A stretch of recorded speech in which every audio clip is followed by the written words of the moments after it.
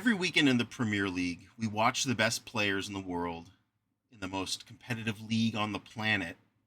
And somehow the biggest talking point, as always, is the refereeing. A handball nobody understands, VAR checks that take 3+ minutes and still feels wrong. And the same question keeps coming up. How can this keep happening? I know we want to blame the referees, and they definitely share in the blame. But what if the problem isn't just the referees? What if it's the system behind them? So before I go further, let me define two things, because they sit at the center of all of this. The Professional Game Match Officials Limited, or the PGMOL, is the organization responsible for refereeing in English professional football. They recruit the referees, they train them, assign them to matches, and they review their performances. And it's not just in the Premier League. That includes the EFL Championship, EFL League One, and EFL League Two. So we're not talking about a small system. We're talking about one organization controlling officiating at the highest professional levels of the game. And then there's VAR, the Video Assistant Referee System. The team of officials watching the match through video replay meant to step in and correct clear and obvious errors in big moments like goals, penalties, red cards. So in theory, you have one organization, the PGMOL, responsible for both refereeing on the pitch and the referees reviewing the decisions through VAR. And that's where my questions start. In a nutshell, my argument is this. The PGMOL operates like a monopoly, and in many ways it effectively is. And just to be clear what I mean by that, a monopoly is when you have a single organization which controls the supply of something with no real competition and no viable alternatives. And when that happens, the pressure to improve doesn't come from the outside anymore. It has to come from within. And that's where problems start. Like most monopolies, the lack of competition creates a lack of pressure to improve. There's no alternative provider of referees. Clubs can't choose another system. And in football, everything else improves through competition. The players, the managers, and even the tactics. Refereeing is the sole exception. Let's talk about VAR, because that's where things really start to fall apart. VAR is supposed to fix mistakes. It's supposed to bring clarity and consistency. But instead, it exposes the same inconsistencies, because VAR isn't a new system. It's the same system, just with more screens. You see it all the time. 1 week a handball is given. Next week in the same scenario, it isn't.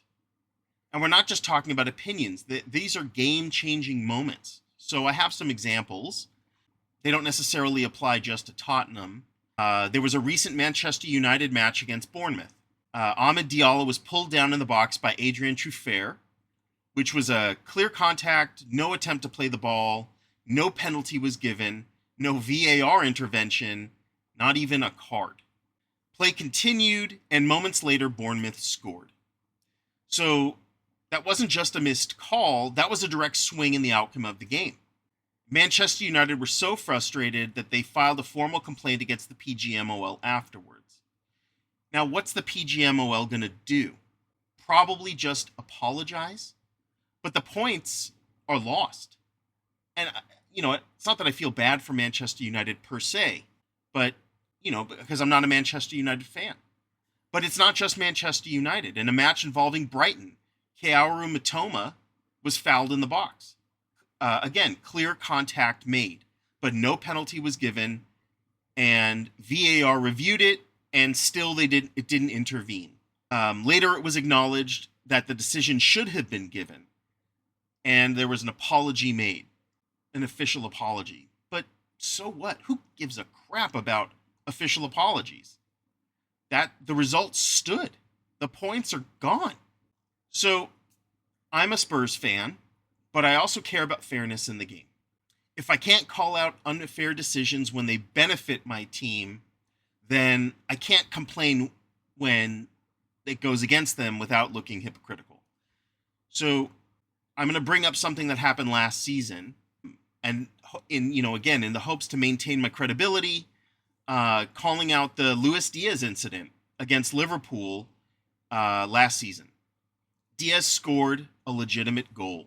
It was onside. It was ruled offside. VAR failed to correct it because of a breakdown in communication.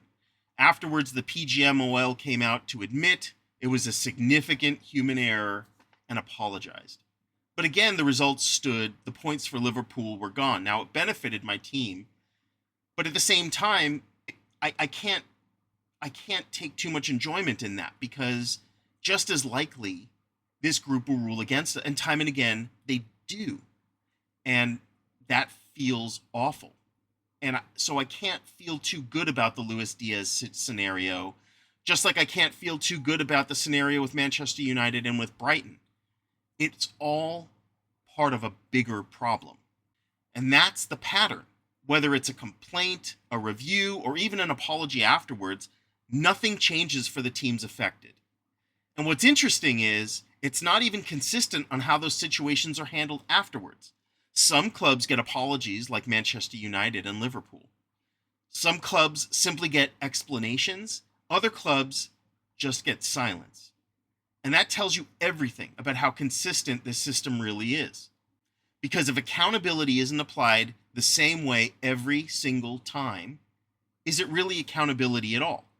We didn't remove subjectivity, we multiplied it. Part of this, I believe, comes down to incentives. Referees are making decisions that can influence outcomes worth millions, sometimes tens or even hundreds of millions of pounds.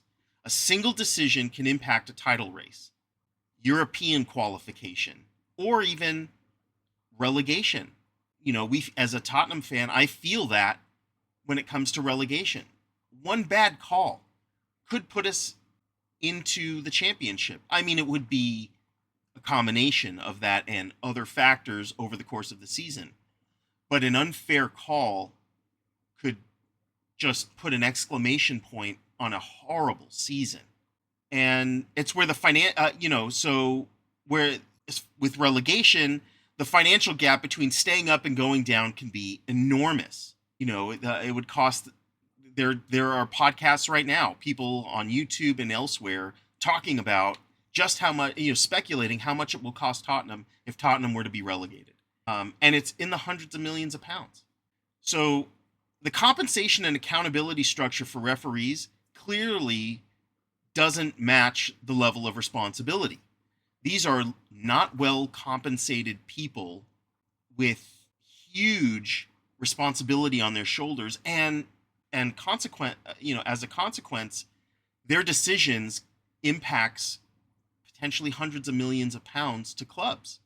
So that's very different in most professions, where when the stakes are high, expectations rise with them.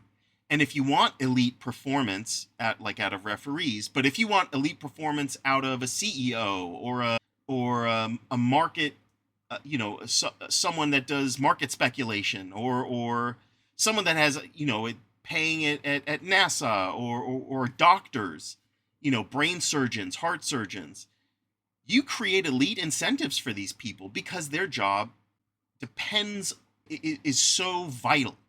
And right now, the consequences to clubs are elite, but the system around them is anything but elite. And the consequences to the referees, they're really hidden. We don't know really if they publicize, if they don't get chosen for games in the future, they don't really publicize that information. It's very insular, very siloed, and it feels like it could be not just corrupt, but a total monopoly. So in closing, I got to say, this is supposed to be the best league in the world, the Premier League. So if the officiating doesn't consistently feel elite, we have to ask why. Either these are the best referees available, which would be very sad, or the system isn't producing the best referees possible, which I think is probably the case. And honestly, I don't know which is more concerning.